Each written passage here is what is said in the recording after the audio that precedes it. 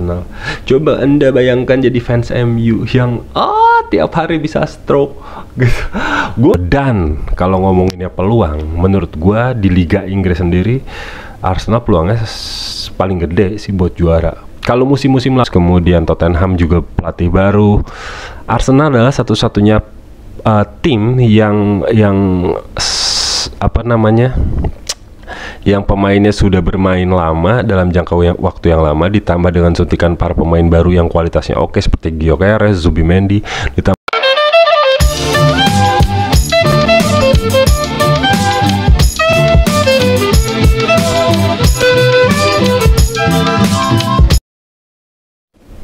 Halo guys, balik lagi di konten Only Gunners. Setelah sekian lama tidak upload video di YouTube, akhirnya bisa punya kesempatan untuk bikin lagi video Only Gunners ya.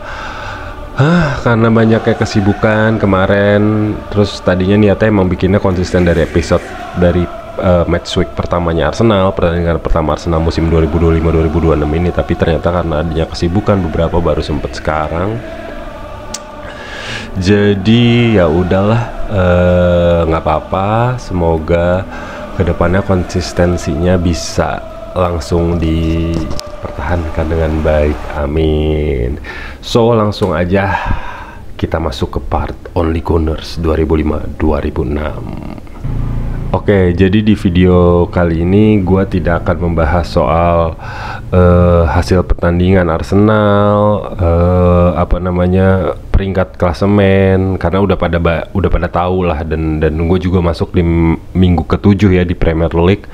Sementara Arsenal udah memainkan 10 partai, termasuk 7 laga Premier League, termasuk 1 piala Carling dan 2 Liga Champions, dan hasilnya cukup bagus gitu loh. Gue seneng sebagai Gunners dengan hasil yang dicapai Arsenal di awal musim ini ya. Terus kemudian jadi apa kalau gue nggak mau bahas soal hasil dan peringkat.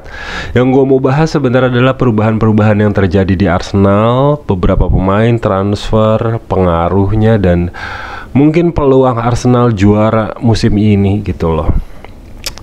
Nah, yang pertama gue akan bahas pemain ya, adaptasi pemain. Banyak pemain yang masuk, 7 pemain yang masuk ke skuad Arsenal, dan banyak juga yang pergi.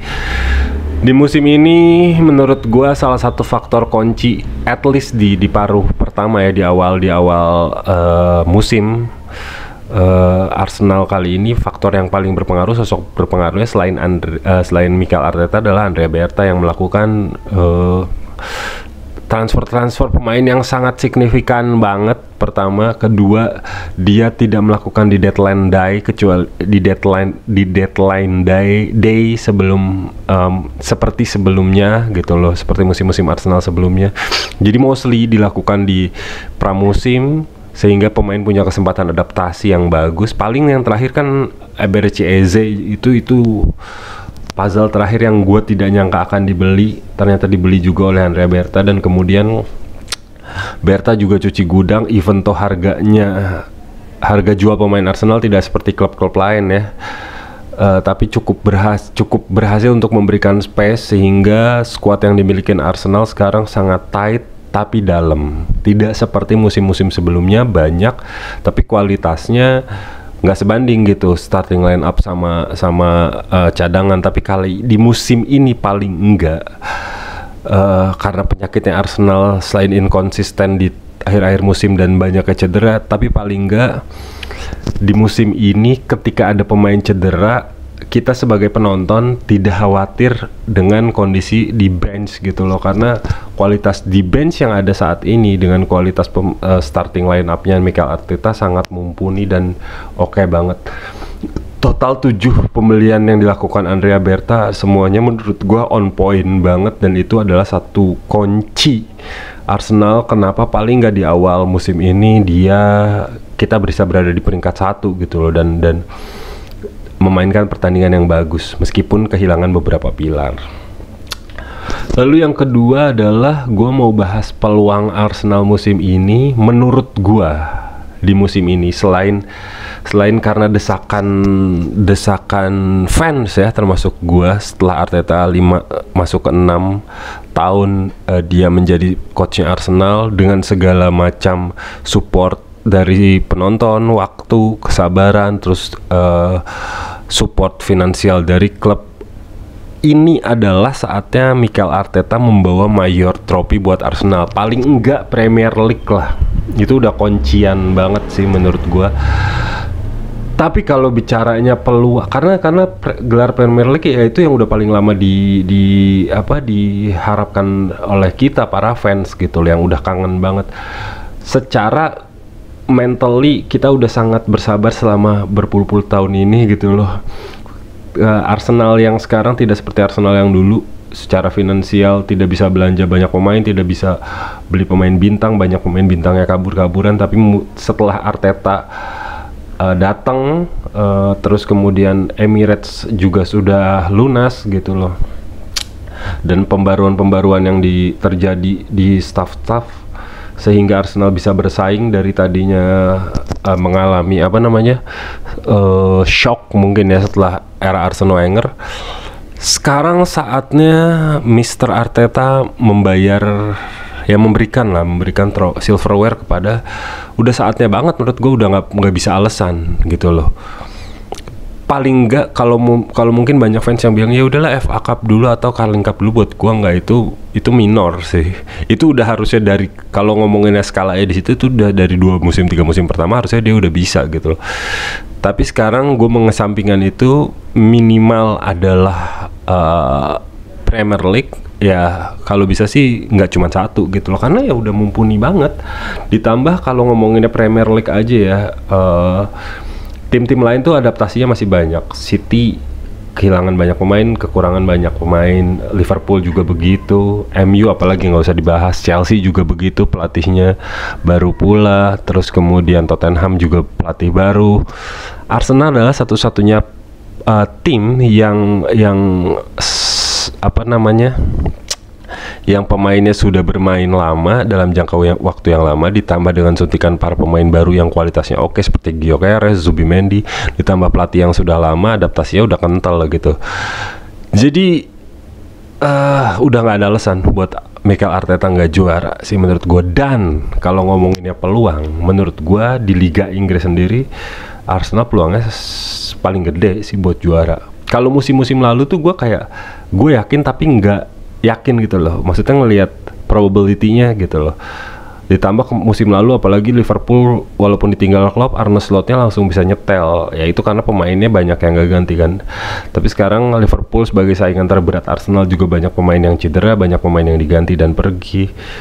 Arsenal tuh hanya kekurangan pemain kunci yang rentan cedera kayak Thomas Partey. Ya kunci, gue sedih kehilangan Thomas Partey, tapi dia tuh banyak cederanya gitu loh. Tapi Arsenal nggak kehilangan banyak pemain kunci gitu loh. Ditambah goal getter yang selama ini kita impikan udah hadir di Gyökeres, pelapisnya Odegaard yang sepadan udah ada di Eze yang sekarang main.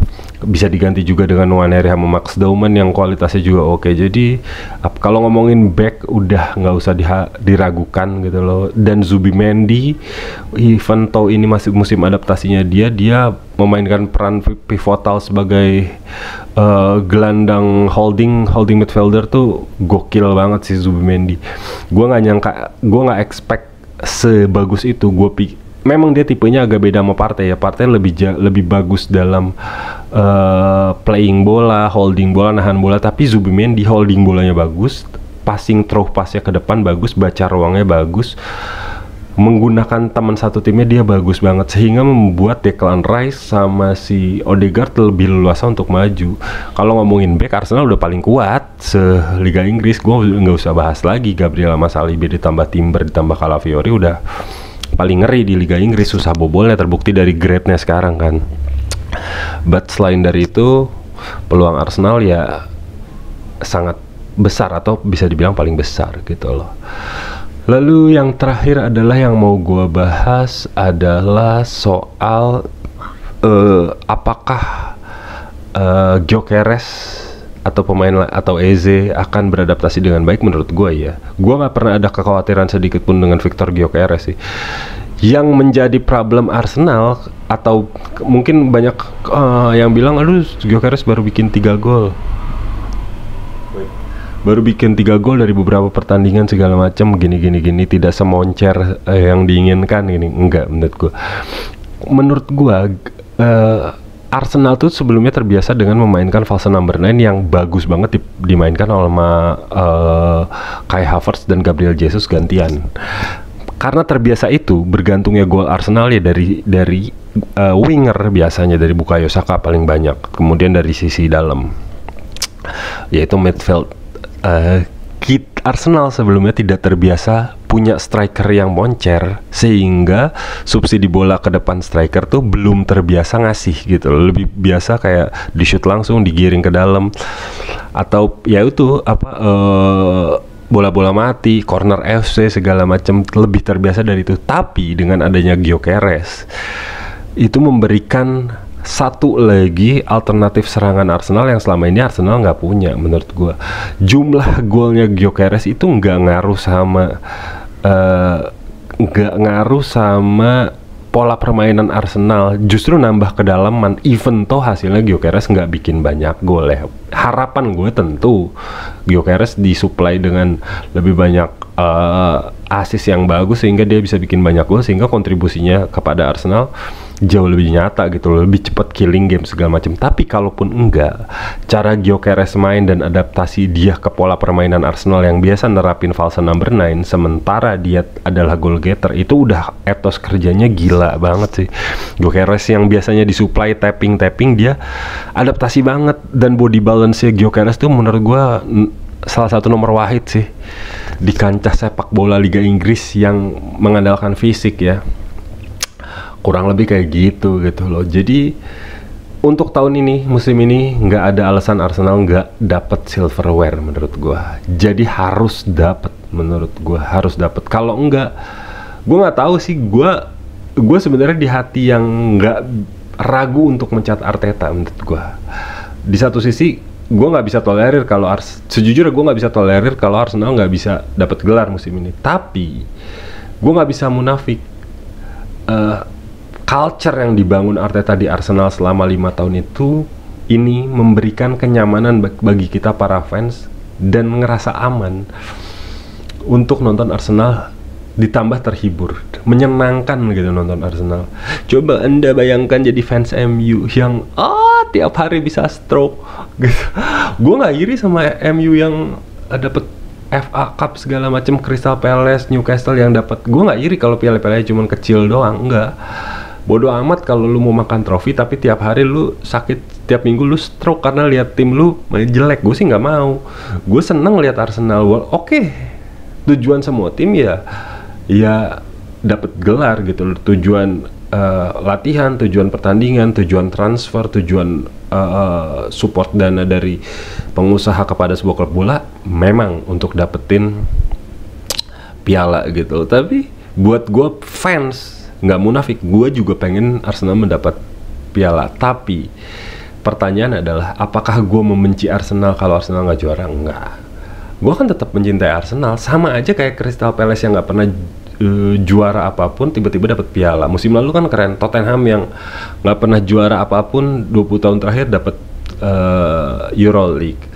Crystal Palace, Newcastle, Liverpool yang akhirnya ngalahin jumlahnya nyamain punyanya MU. Jadi buat gue kayak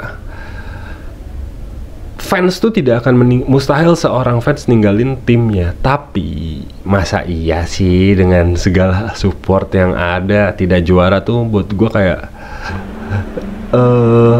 aneh gitu loh. Dan gue sih yakin Arteta akan mampu ngedapetin itu, karena culture yang dia bangun tuh sangat sehat gitu loh di Arsenal. Jadi sampai jumpa di match day Arsenal berikutnya, yang gue harap gue akan lebih konsisten. Tetap support channel ini, semoga lebih baik ke depannya. Thank you.